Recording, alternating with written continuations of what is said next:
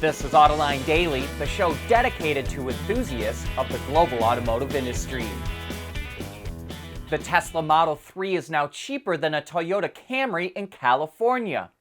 Earlier this week, Tesla announced that the cheapest version of the 3 now qualifies for the full $7,500 federal tax credit, which dropped its price to just over $32,000.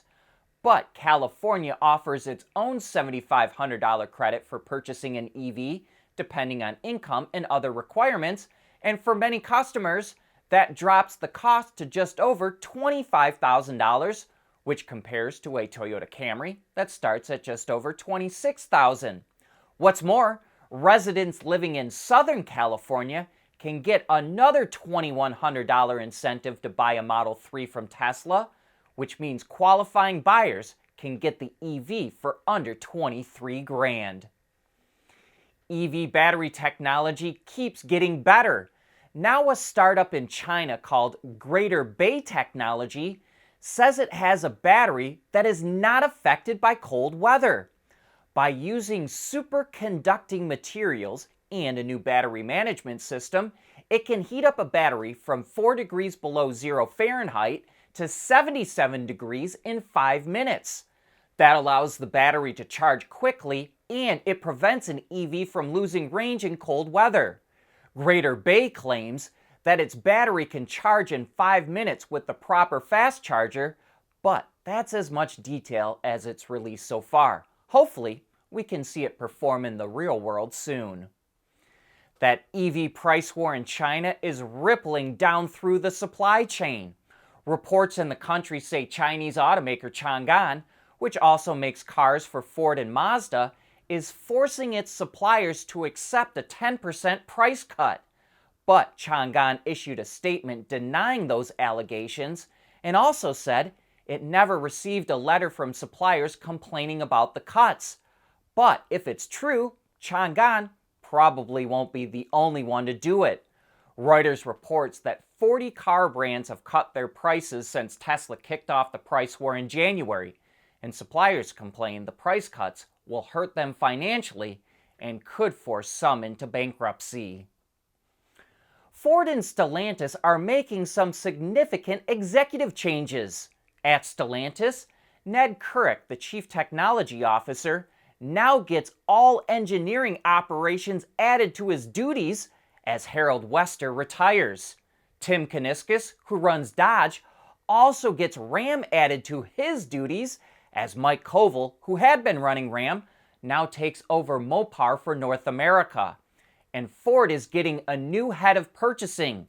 Liz Dorr, who had been the head of sourcing at Whirlpool, will become Ford's chief supply chain officer. In the latest Plant and Moran supplier survey, Ford was rated very poorly by automotive suppliers, and no doubt it hired Liz Dorr to turn that around.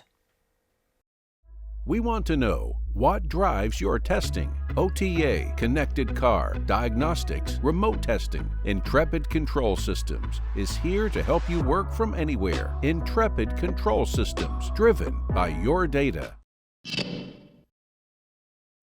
Ram unveiled a new unibody-based pickup for the Brazilian market called the Rampage. Most of you are going to wonder if it's coming to North America, and the answer is, we don't know yet.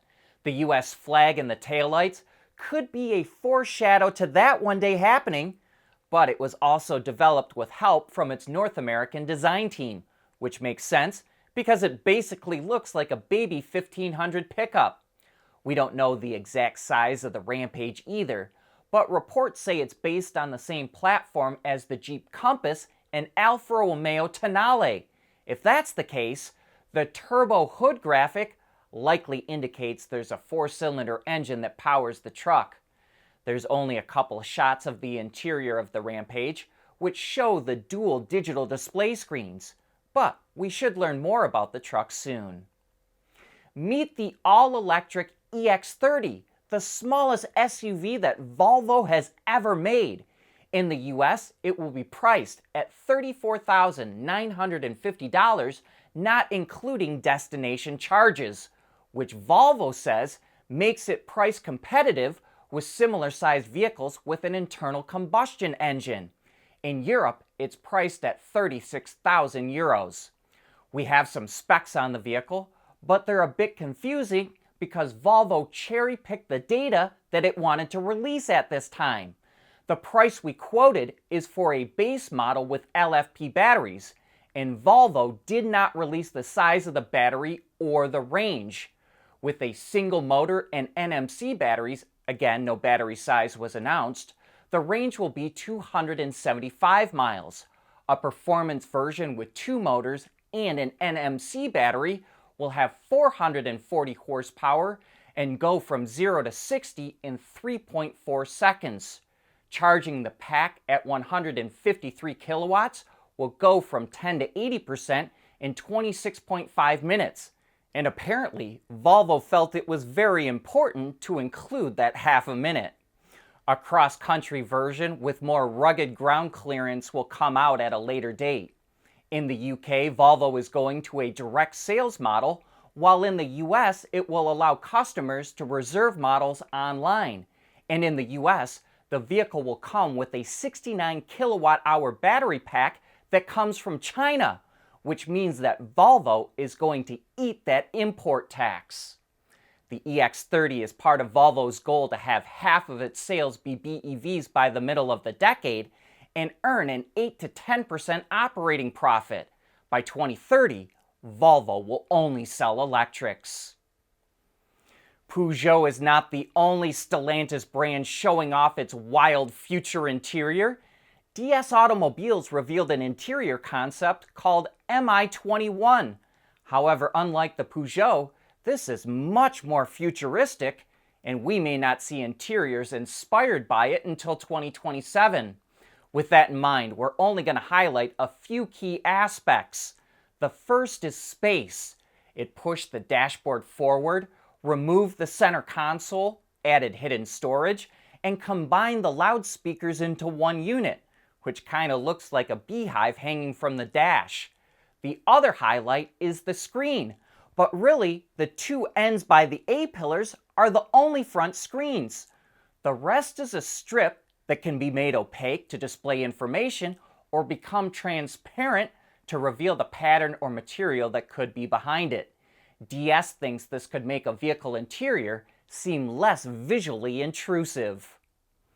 BorgWarner, which traces its roots back to 1901, is a legacy supplier that's pivoting quickly to electric vehicles.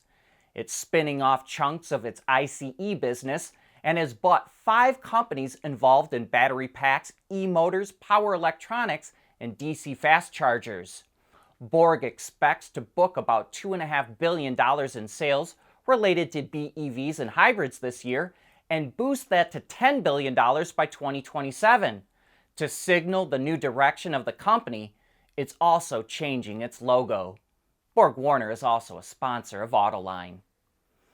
You know, much of the public back in the day used to look at NASCAR drivers as moonshiners or even hicks, but these days the series is attracting some internationally known drivers, like former Formula One champions Jacques Villeneuve, Kimi Räikkönen, and Jenson Button.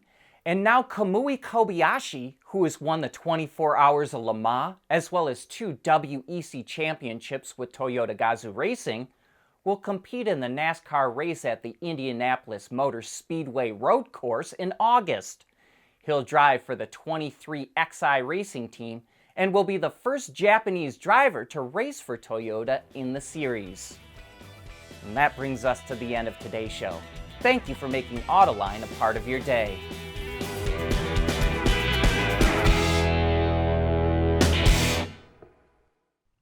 Autoline Daily is brought to you by Bridgestone, solutions for your journey. Intrepid Control Systems, over-the-air engineering, boost your game. And by Schaeffler, we pioneer motion.